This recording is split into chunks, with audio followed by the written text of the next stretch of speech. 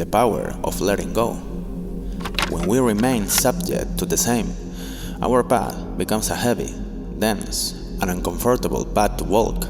So much so that the fact that we are not able to let go of something to which we are used to being attached prevent us from moving forward in a literal way, being that what we are holding onto, what we end up walking around, walking in circles instead of moving towards our real purposes and desires, which are only achievable if we let go of what we are holding on to and let ourselves go.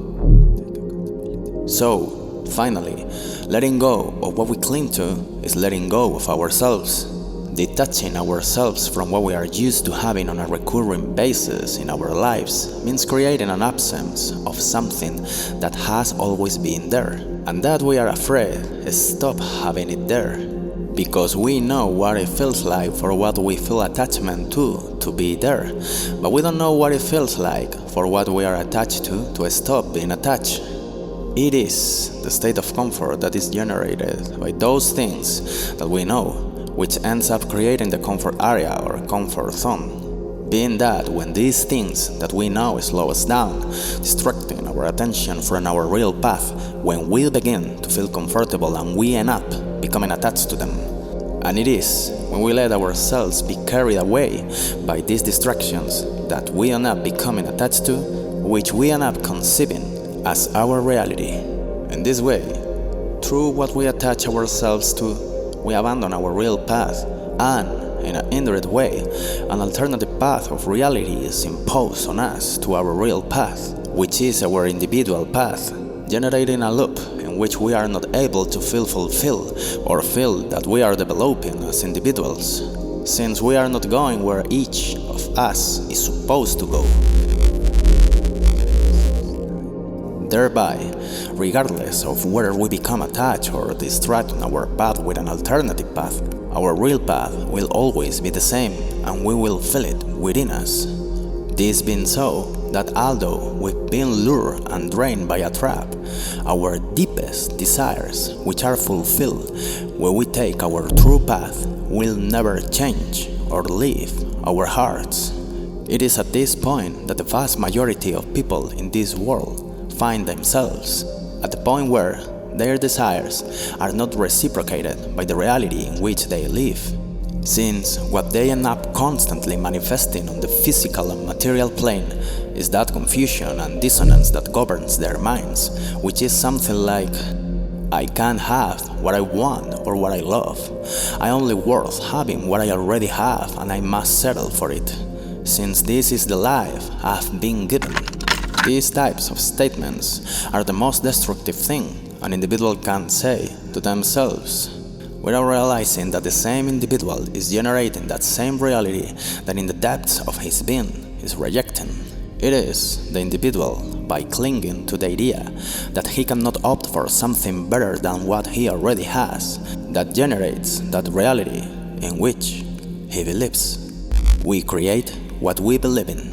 If we believe that there is a limit, that limit will appear in our path, preventing us from moving forward. If we believe that there is no limit, then it will be so. However, it is extremely difficult for the individual to let go of these belief systems that have shaped the reality since the individual can remember, as if it were a matter of walking the path having to be done, carrying heavy stones on us. And if we didn't carry those stones, we wouldn't have to feel guilty for not doing so. When in reality, if we let go of those stones, we will feel free from that burden. This is how we are indoctrinated in this human incarnation to walk and live the path, with an emotional overload which, by validating it as our reality, make us vibrate low and dense, just like the person who walks the path carrying stones when he doesn't have to. For this very reason, the real path begins when we let go of what prevents us from walking the path in the right direction and with the right speed. When we let go of what we believe was us and what in fact actually prevents us from being who we really are. The natural state of an individual is the state in which the individual is without stones and without extra weight on himself. allowing the individual to move with total freedom, fluidity, and ease towards their destination. So, the powerful individual is not the one capable of carrying more stones, but is the one who understands that it is not his responsibility to carry all those stones that he was told.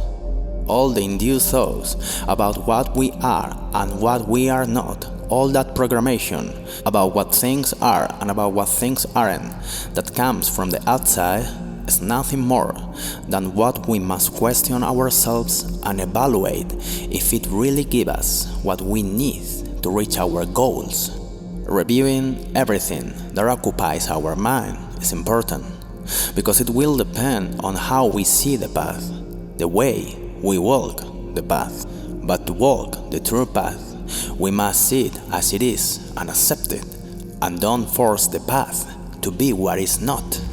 All our deepest desires are found on that path, but to reach them, we must let go of all those stones in order to move forward, and then go from the dense to the subtle, from the heavy to the light, and from the imposed to the natural. So, whoever managed to walk the real path moves between states, transmuting their degree of consciousness. Then, who walks the real path is an alchemist. And the alchemist released the stones and let them go. Thank you for watching this video. Don't forget to give a thumbs up and subscribe. The New Alchemist. If I can create, then you can create. If you can do it, then I can do it.